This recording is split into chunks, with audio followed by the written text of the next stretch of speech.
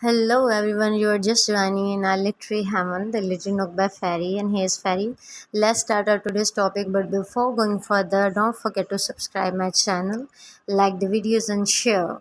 So let's jump into our today's topic, and that is about English literature and its background and development.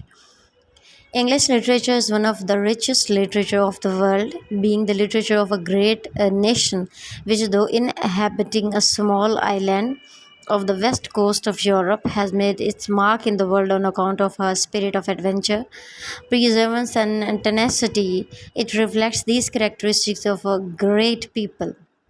It has vitality, rich variety, continuity.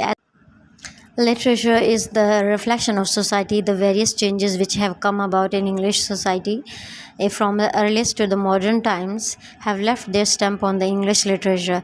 Thus, in order to appreciate properly the various phases of English literature, knowledge of English social, political, historical is essential. For example, we cannot form just an estimate of Chaucer without taking into an account of the characteristics of the periods in which he was living, or of Shakespeare without taking proper notice of the great events which were taking place during the reign of Elizabeth.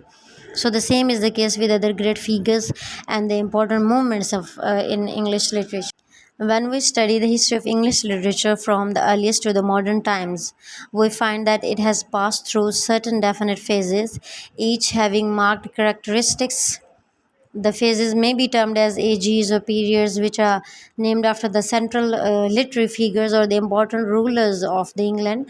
Thus, we have the ages of Chaucer, Shakespeare, Milton, Dryden, Pope, Johnson, Wordsworth, Tennyson, Hardy, and on the other hand, the Elizabeth age, the Jacobean age, the age of Queen Anne, the Victorian age, as we can say, and the Georgian age.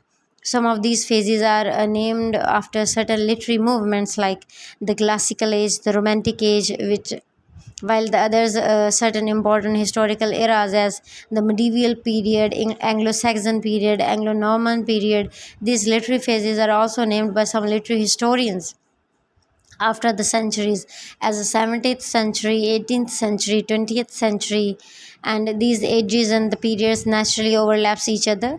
They are not to be followed strictly. It is essential to keep them in mind in order to follow the growth of English literature and its salient and distinctive characteristics or features during the various periods of its time. That was all for today. Stay connected for more. Me, Fairy, signing out from the Legend of by Fairy.